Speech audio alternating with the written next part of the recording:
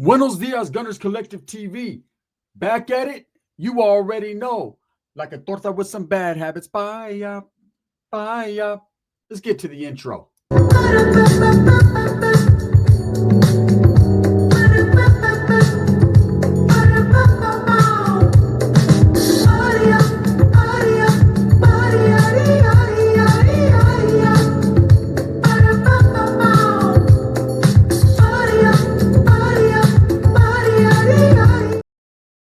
Welcome back to the channel, and if you haven't already hit that like and subscribe button, make sure you go ahead and do that.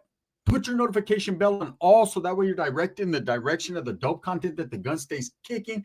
And I appreciate the support, man. I'm very humbled by it. Now, Little Smedium gets called out. Who's Little Smedium? You know what I'm saying? Mr. Kung Fu Master himself, the San Francisco native, the Daly City native.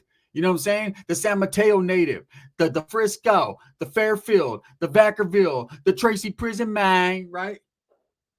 Little Smedium Toro gets called out by an active Norteno from Porterville, Tulare County, Doc 9, who's also a rapper, right? Who made some noise and some headlines by pulling up to Los Angeles during the riots and the protests and basically going out there and letting it be known, man, the Norteno cause was in the building, right? Now, there's a lot of people that have mentioned Doc 9's name, this Vato, and I did my little research on him because I've never met him personally, and I have no disrespect towards him. But there were some discrepancies. There was a lot of people at one point in time that actually thought he switched sides and became a Southsider because of the color blue that he wore. I wore teal today for this video, right? Let me tell you something. Colors don't mean shit. Colors are just a symbolization of what you represent, but at the end of the day, every man could wear every color that he wants, man. And especially in the Los Angeles area, they are not tripping off the color red. They're not tripping off the color blue. Unless it's some vaudeville shit, and that's how they get down and they color bang. Most people ain't tripping off the red and blue. Now, up north in Northern California, you'll see a sea of red. You'll see a lot of red because at the end of the day, that is the representation of the Norte. Now, the upstaters wear a lot of blue because they want to distance themselves from that. But in Southern California, I've seen Southsiders, whole vaudeville's wearing red, flamed up, green, yellow, every color you can think of. Colors don't mean shit, right? So, you know, it always trips me out when I see Northerners go to Southern California and be like, oh, I was all flamed up. They're not even looking for that, bro. No one's tripping. So the claim to fame on that ain't nothing. Hey, I went to Southern California. I was wearing red too, and I didn't brag about it. It just was what it was. I put on the fucking shirt that I had for that day. Das, right? Well, I was wearing a red Lakers hat. Das. Look, let's talk about Little Smedium Toro. I did a reaction to his stand-up comedy, his Bizzare stand-up comedy, and people kind of left some comments, man, and they were tripped out about it. They said, you know what? Basically, I was more funnier than he was, right? It's a person that's losing his mental capacity to think, right? Or he's a master manipulator that knows how to play the game well. Whatever the case may be, man, if you're willing to sell out and look stupider than stupid, hey, go ahead, ponle, do your thing. But I think with Little Toro, man, the truth is his mental is all jacked up, and his divorce and everything he's going through in life is just making it worse. So he's a J-Cat, okay? He definitely needs medications. He definitely is off his rocker and medications. And he is someone that I've been around personally, and I can tell you right now, that dude is 100%, 114% since he's an active Norteno some days when he's not dissing them, right? He's a certified J-Cat. What's a J-Cat? A 5150, an EOP, a fucking walking time bomb, right? I wouldn't be around him. People want to be around him. I recognized it. I got on, right? But people, it seems like everyone that's around him, you know, doing the tour looking for hot dog stands, unfortunately ends up in a hotel bedroom knocked out.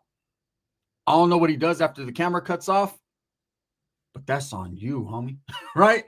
Now, this guy, Doc 9, he made a video. And I'm going to play this video, man. And I guess Little Toro disrespected him in a song. Now, Little Toro is doing whatever he can to get views. Whatever he can. He's creating whatever content. Motherfucker's doing stand-up comedy. Like I said, he's doing tours, weddings, quinceañeras, funerals. That Vato will pull up anywhere with the same fucking beanie on or his fucked up toupee he's got going on right now. And just, I mean, he'll lick a pole, you know, when it's cold and show you he can stick his tongue in it to get icy. Whatever he has to do for a little bit of bread. Break bread like Little Smedium Toro said, right? But he disrespected this dude, Doc 9, and this dude's feeling some type of way. So he's about to tell an unusual story. And I'm about to break it down if it's true, if I've heard this story or not. Let's get into what Doc 9 said. Let's go. Yo, tell little Toro what's up, bro. Run the fade with me, bro. I'll beat out you. You can't fight. I see you trying to bully that little. That's some cake right there from a custom cake, man. But run the fade. Trying to put me in your song, nigga. Like, what the fuck, bro? Calling me being a weird ass nigga, bro. Tap in with me, boy. I'll beat, can't fight for shit, boy. Whoever you beat up, bro, ain't got no squabbles. Little story, true story. So yeah, a few years back, before my homeboy Candy passed away from the audio, he was like, "Hey man, don't fuck with that dude. That dude's a J-Cat." I said, "Oh, he's a cool homie, bro. He's with the shit." He's like, "Nah, that nigga's J-Cat, bro." I said, "Well, what's cracking?" He's like, "So trip out on this." He's like, "It was time to ride on some suckers where they were locked up wherever they were at and shit, right?" And he passed Toro a banger into the door and tells him, "Hey, bro, you ready? You up next?" And Toro slid it back out and said, "Hey, bro, all due respect, bro, if you pass it to the next guy, I'll shoot you 20 sopas." So we're gonna start calling him 20 sopas, homie. That's the homie fucking Big Top Ramen right there, bro. PC case ass motherfucker. Oh, wait. Order Big Top Ramen. Smedium Top Ramen. Chili flavor. Chili. Hey, we're going to start calling them chili lime sopa. That's the homeboy chili lime right there. Hey, look, hey, that's the homeboy right there. That little Toro, not Charlie, bro. No, serio, it looks just like him. Now that's the homeboy chili lime. Uh-huh. That's the homeboy spicy. That's the homeboy Oriental. Ding, did it. Remember, he was getting his Bruce Lee on in the comedy relief video. Look, I call bullshit on that story. And I'm going to tell you the reason why I call bullshit on the story. Now, wanting to call little Toro out for the fade, whether this dude is doing it for the grama, the Instagrama, or he's being real and he really doesn't think Toro has hands, I'm going to break it down for him and give him a little understanding, some knowledge he can't get in college. And at the same time, I'm going to break that story down. First of all, the recap of his story is that while little Toro was locked up, his homeboy, who is now rest in peace, shout out to his homeboy resting in peace, man, told him a story that while he was locked up with little Toro, he got slid a banger up under the door, right? Now that happens. That's usually how it happens. Either you're already in a building where it's mandatory Norteños must have a banger at all times, right? Or you should have a banger at all times. But there are some certain joints, certain prisons, certain buildings where they will slide you a little something. You know, they don't want everyone to have nothing because you might be a J-Cat and you'll use it on them. So I could understand the story about getting slid a banger and saying, "Hey, it's your time up. It's your time to shine." You know what I'm saying? You don't necessarily have to raise your hand. Now, in most cases, if there was like a serious threat or something just popped up, that's when it's going to happen. They're going to slide you a banger like, "Hey, do your thing," right?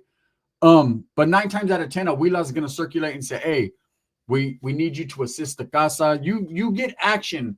You get action, but you don't. Let me explain it to you.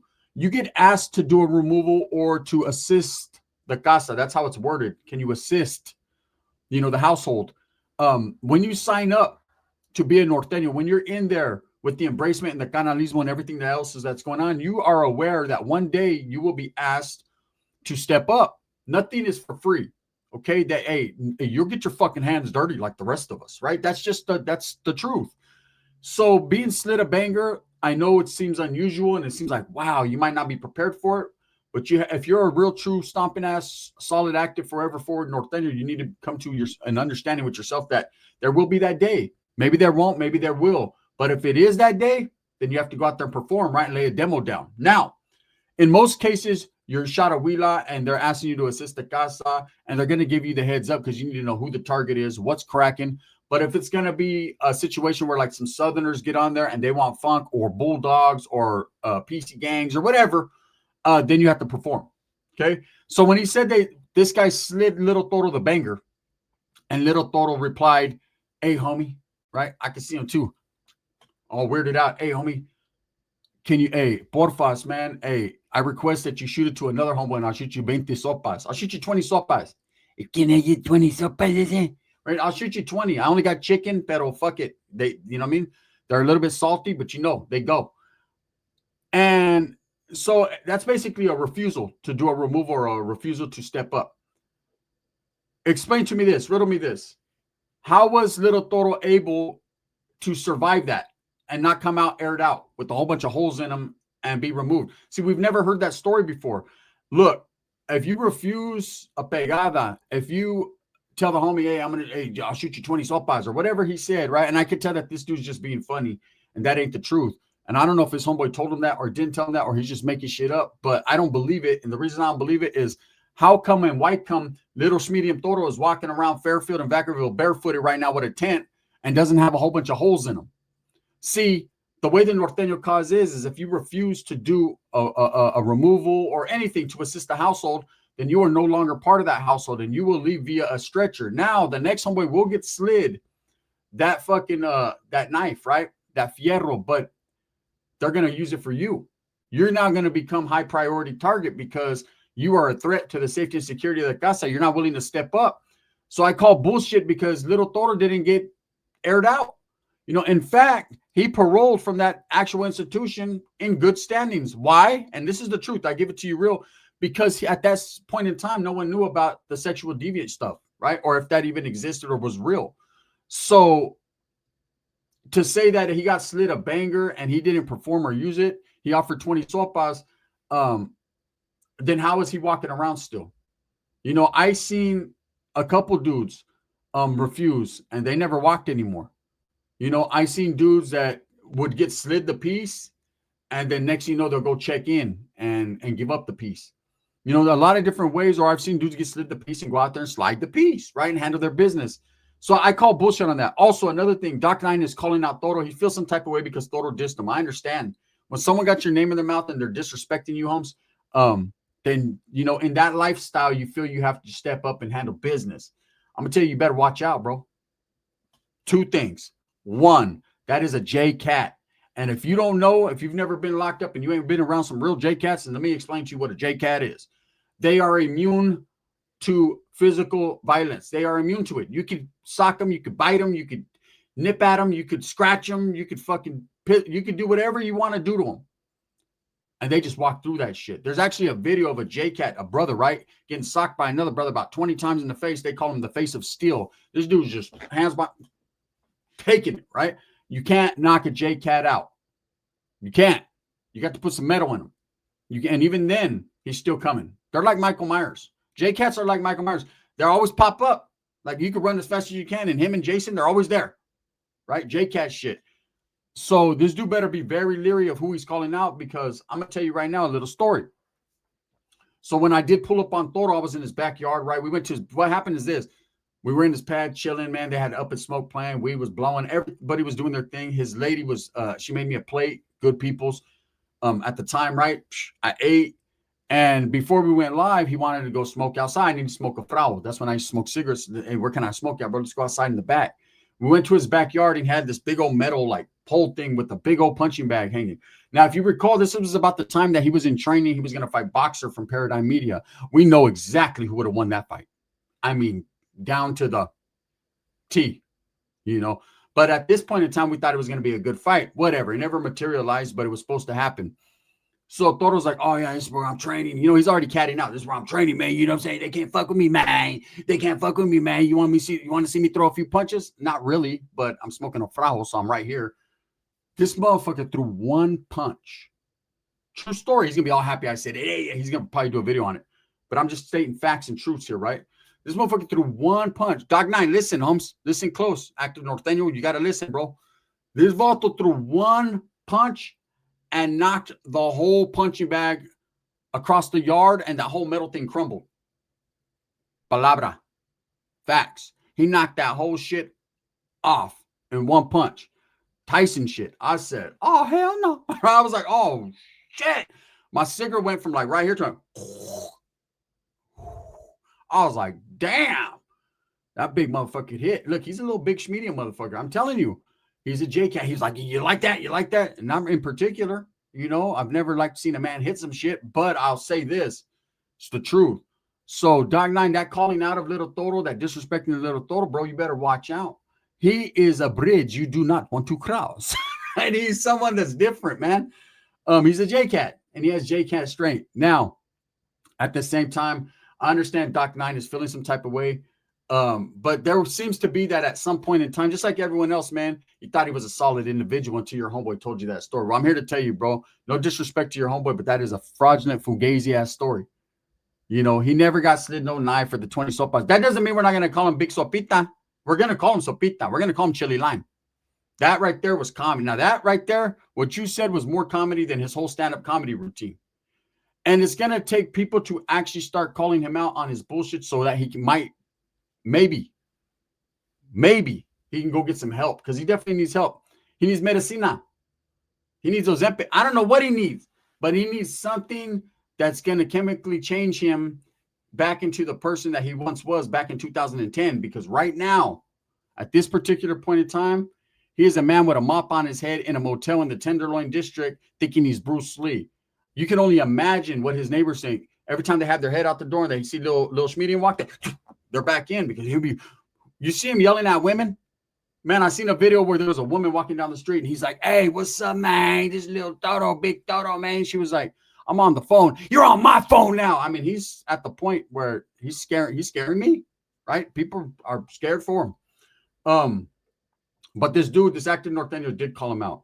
Look, little Toro is up and down. I thought he was an active homie. You can't do red on red. So that must mean little Toro isn't. Or is he? Or is he Southsider today? I don't know what he is, but one thing we do know he is a J-Cat. And man, that dude Doc 9 better watch out for he get his whole shit cracked. Because I'm telling you, you can hit this dude as many times as you want, bro, and he's going to sit there and just stare at you.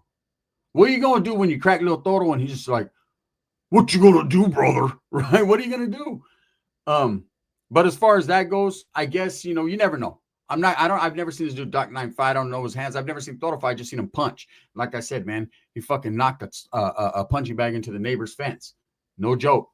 As far as the knife banger thing for the sopas, comedy, homie, comedy relief. I respect it, but there's no way an active Norteno on any, I don't give a fuck who you are, J-Cat or not, you're going to get slid a banger, man, and refuse to do the fucking removal and offer the homeboy 20 sopas.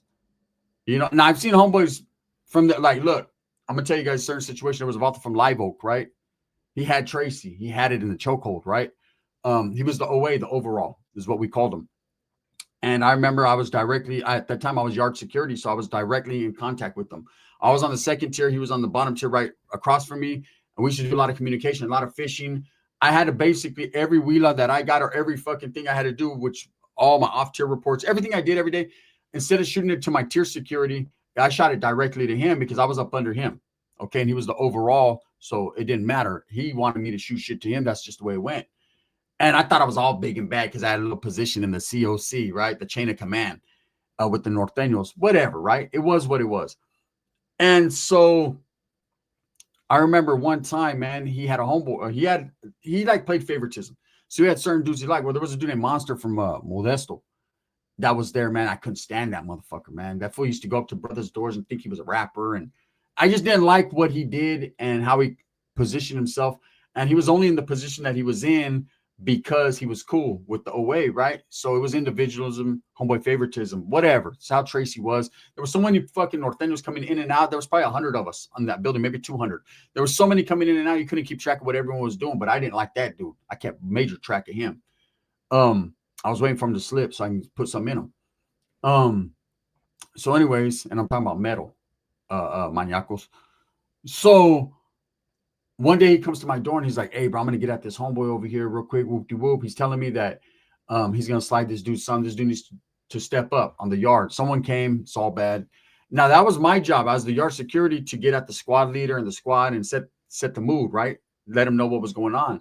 I would do it via this guy. He would tell me who needed to get hit. And that's all I needed to know. And whoop-de-whoop. That's just how it went, right? At this time, man, it wasn't, Northerners weren't using bangers like that if it wasn't a 4-yard 180. It was just razor blades and hand grenades, right? And so as he comes to my door, I'm like, "All right, we'll go tell the homies. Do what you got to do, man. You're the man, right? You're the man. Come on, Rooster. Let's see what you're about." Exactly what I thought. Amarillo, right? What movie is that from? Let me know in the comments. So I'm like, "Go do your thing." So, of course, he goes to the fucking cell door of his homeboy. I guess his homeboy was the one chosen. And his homies, they're going back and forth. Then he comes back. He's like, "Hey, scratch that, bro. Scratch that. Hey, let's get another homie." And I'm like, "All right, I see what it is, right?"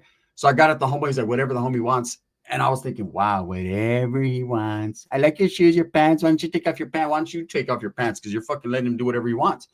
He's boning you, right? So quietly as it's kept, what I'm saying is I have seen people weasel their way out of something like, oh no, because they had fucking homeboy favoritism.